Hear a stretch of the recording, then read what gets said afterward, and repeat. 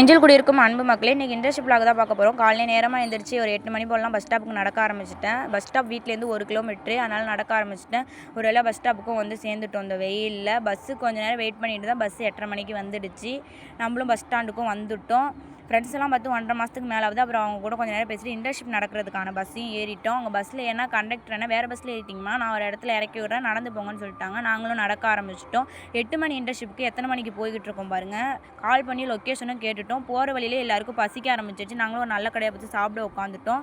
இவங்க தான் தீனியக்கா நல்லா சாப்பிட்டுட்டு இருக்காங்க பாருங்கள். அப்புறம் லொக்கேஷன் தெரியாமல் ஒரு சந்துக்குள்ளே போயிட்டோம். திரும்ப ரிட்டன் வந்து இந்த சிவனையும் பார்த்துட்டு அப்படியே நாங்களும் கிளம்பிட்டோம். ஒரு வழியாக இன்டர்ன்ஷிப் நடக்கிற இடத்துக்கு வந்துட்டோம். நாங்கள் தான் லாஸ்ட்டு. எல்லாருமே கிளாஸ் கவனிச்சிக்கிட்டு இருந்தாங்க. நாங்களும் போயிட்டு அட்டெண்டன்ஸ் வாங்கிட்டு கிளாஸ் கவனிக்க ஆரம்பிச்சிட்டோம். எல்லாத்தையும் நோட் பண்ண சொன்னாங்க. நோட் பண்ணிவிட்டு குளத்தையும் ஒரு டயக்ராம் பண்ணிட்டு வாங்க அப்படின்னு சொன்னாங்க. நாங்களும் குளத்தையும் டயக்ராம் பண்ணிட்டு குளத்தெல்லாம் சுற்றி பார்த்துட்டு நிறையா செடியெலாம் இருந்துச்சு. எல்லாத்தையுமே பார்த்துட்டு ஃப்ரெண்ட்ஸ் எல்லோரும் ஜாலியாக இருந்தோம். ஒரு 1:30 போல் வீட்டுக்கு கிளம்பி ரிட்டன் பஸ்ஸில் ஏறிட்டோம். பஸ்ஸில் வந்து செம கூட்டம், அதனால் நின்றுட்டு தான் வந்தேன். பஸ் ஸ்டாண்டுக்கும் ரிட்டன் வந்துட்டு ஜூஸ் வாங்கி குடிச்சிட்டு நானும் வீட்டுக்கும் கிளம்பிட்டேன். ஒரு வேளை வீட்டுக்கும் வந்துட்டோம். Bye guys.